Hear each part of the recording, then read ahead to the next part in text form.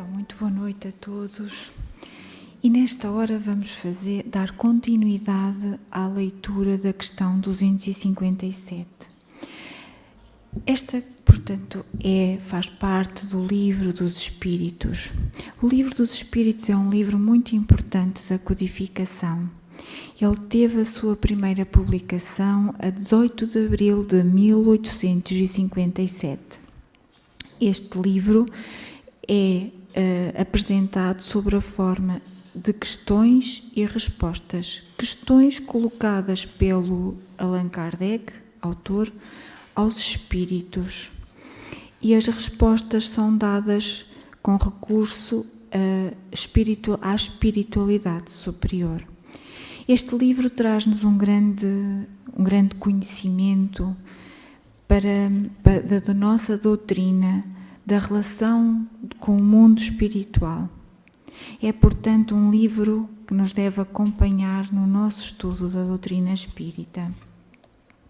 E esta questão, a 257, faz parte da parte segunda do livro, capítulo 6, Ensaio teórico da sensação nos espíritos. Esta é uma explicação das principais sensações e percepções dos espíritos, isto é, dá-nos o conhecimento da vida no mundo espiritual. Como é que os espíritos se sentem e têm a percepção no mundo espiritual. Então, passando assim à leitura, dizendo que os espíritos são inacessíveis às impressões da matéria que conhecemos, referimos-nos aos espíritos muito elevados, cujo envoltório etéreo não encontra analogia neste mundo.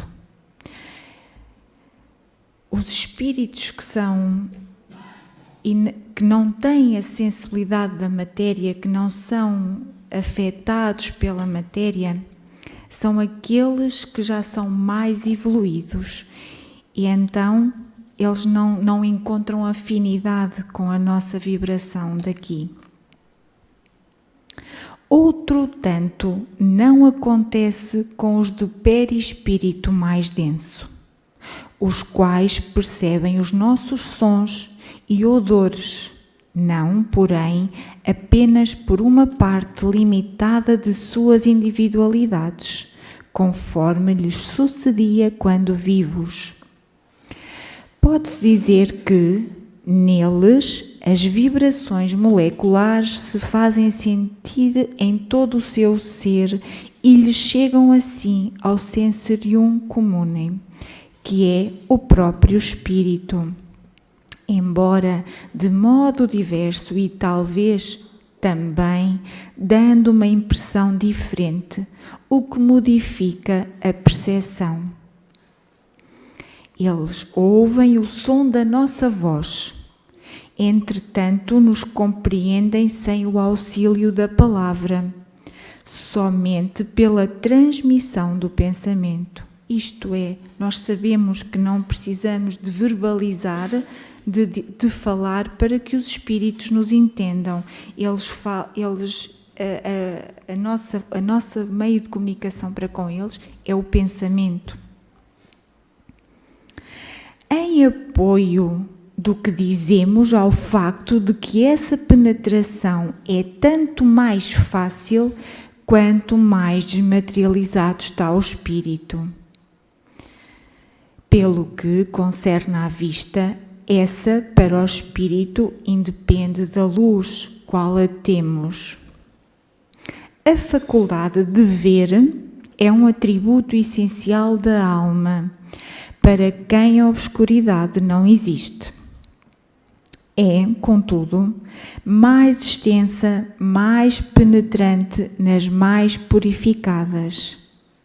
Isto é, quanto mais purificado for a alma, mais facilmente eles têm esse atributo. A alma ou o espírito tem, pois, em si mesma a faculdade de todas as percepções.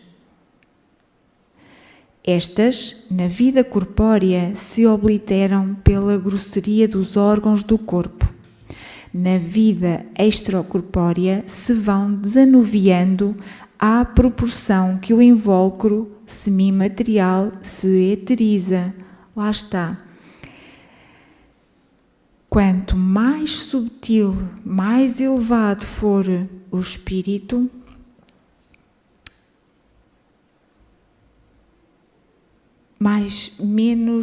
menos incomodado, seja assim, o espírito é pela materialidade. Aurido do meio ambiente, esse invólucro varia de acordo com a natureza dos mundos. Ao passarem de um mundo a outro, os espíritos mudam de envoltório, como nós mudamos de roupa quando passamos do inverno ao verão ou do polo ao equador. Quando vêm visitar-nos, os mais elevados se revestem do perispírito terrestre e então as suas percepções se produzem como no comum dos espíritos. Todos, porém, assim os inferiores como os superiores, não ouvem, nem sentem, senão o que queiram ouvir ou sentir. Interessante. Sejam superiores ou inferiores, eles não ouvem nem sentem o que não queiram ouvir nem sentir. Não possuindo órgãos sensitivos, eles podem livremente tornar ativas ou nulas as suas percepções. Depende do espírito. Uma só coisa são obrigados a ouvir: os conselhos dos espíritos bons. Eles aqui têm todos, é uma obrigatoriedade que eles não conseguem deixar de ouvir. A vista, essa é sempre ativa, mas eles podem fazer-se invisíveis uns aos outros. Entre eles podem fazer-se invisíveis, conforme a categoria que ocupem. Podem ocultar-se dos que lhes são inferiores, porém não dos que lhes são superiores. Nos primeiros instantes que se seguem à morte, a visão do espírito é sempre turbada e confusa.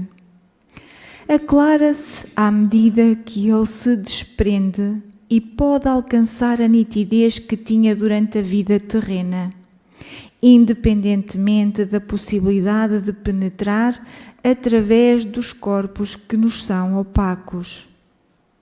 Quanto à sua extensão através do espaço indefinito, do futuro e do passado, depende do grau de pureza e de elevação do espírito. Objetarão talvez: toda esta teoria nada tem de tranquilizadora. Pensávamos que, uma vez livres do nosso grosseiro envoltório, instrumento das nossas dores, não mais sofreríamos e nos informais de que ainda sofreremos. Isto para nós não é nada, não nos tranquiliza, porque nós pensaríamos que quando desencarnamos que o sofrimento termina. Mas aqui os espíritos nos vêm dizer que não, que o sofrimento não termina. Desta ou daquela forma será sempre sofrimento. Ah, sim, pode dar-se que continuemos a sofrer, e muito, e por longo tempo, mas também que deixemos de sofrer, até mesmo desde o instante em que se nos acabe a vida corporal. Vamos ver o que é que nos dizem a seguir, mas nós podemos continuar a sofrer e muito e por longo tempo ou não. Os sofrimentos deste mundo independem algumas vezes de nós. Muito mais vezes, contudo, são devidos à nossa vontade. Vejam o que eles nos dizem. O sofrimento é devido à nossa vontade. Remonte cada um à origem deles e verá que a maior parte de tais sofrimentos são efeitos de causas que lhe teria sido possível evitar. Quantos males, quantas enfermidades não deve o homem aos seus excessos, à sua ambição, numa palavra, às suas paixões. Aquele que sempre vivesse com sobriedade, que de nada abusasse, que fosse sempre simples nos gostos e modesto nos desejos, a muitas tribulações se forraria. O mesmo se dá com o espírito. Os sofrimentos por que passa são sempre consequência da maneira por que viveu na terra. Vejam a importância desta frase que nos é aqui trazida no Livro dos Espíritos. Os sofrimentos por que se passa são sempre a consequência da maneira por que viveu na terra. É bom refletirmos sobre isto.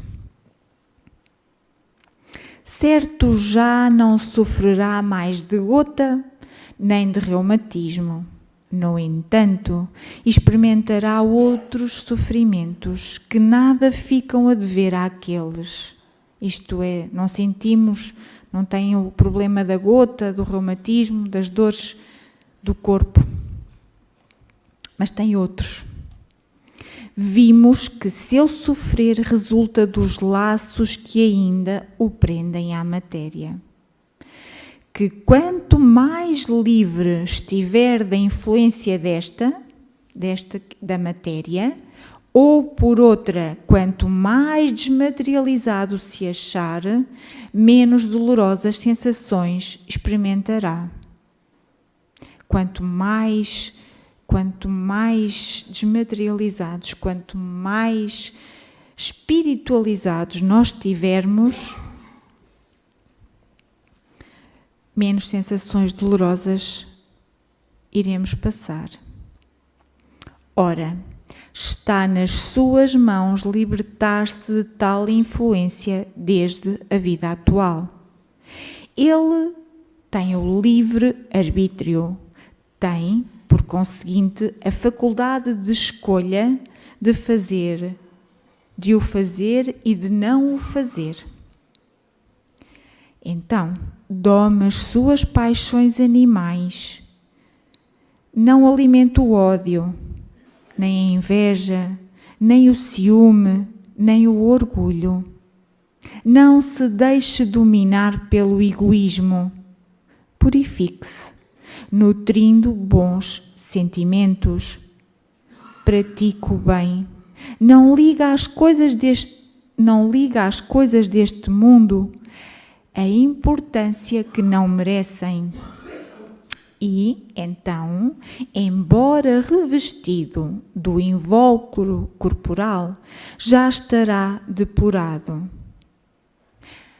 O que é que a espiritualidade nos diz? Se nós, aqui ainda, vivendo esta vida material, se nós nos enchermos de bons sentimentos e afastarmos de nós estas más tendências, nós já estamos no caminho, já estamos na progressão de nos desmaterializarmos.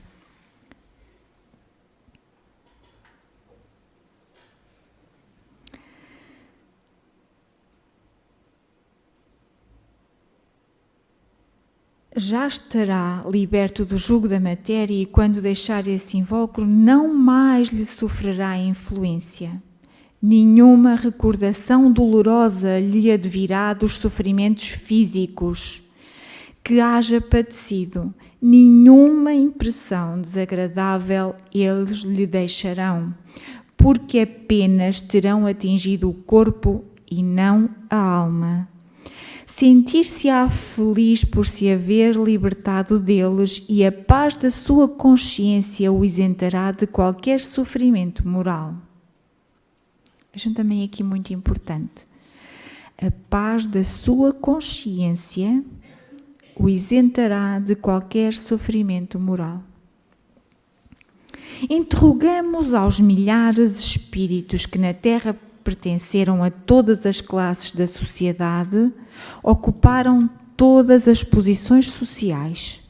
Estudámo-los em todos os períodos da vida espírita. A partir do momento em que abandonaram o corpo, acompanhámo-los passo a passo na vida do além-túmulo, para observar as mudanças que se operavam neles, nas suas ideias, nos seus sentimentos e, sob esse aspecto, não foram os que aqui se contaram entre os homens mais vulgares, os que nos proporcionaram menos preciosos elementos de estudo. Ora, notamos sempre que os sofrimentos guardavam relação com o proceder que eles tiveram e cujas experiências experimentavam, que a outra vida é fonte de inefalável ventura para os que seguiram o bom caminho. Deduz-se daí que, aos que sofrem, isso acontece porque o quiseram. Que, portanto, só de si mesmos se devem queixar, quer no outro mundo, quer neste. Terminamos assim a leitura e vamos fazer uma muito breve análise a esta segunda parte da questão 257. O que é que nós podemos concluir daqui? Que o espírito, quando desencarna, portanto, quando deixa o corpo, quando deixa a parte material, pode continuar a sofrer. E pode continuar porquê? Porque o caminho que seguiu na Terra, os procedimentos, os pensamentos, os sentimentos, não o deixam tranquilo. A sua consciência não está em paz. E isso provoca o sofrimento no espírito após o desencarne. E também aqui percebemos que isso é uma escolha nossa, por mais difícil que isto seja de aceitar e de entender. Porque se nós refletirmos, tudo tem uma causa e uma consequência. E se nós estamos a sofrer as consequências, fomos nós que fomos os objetos da causa.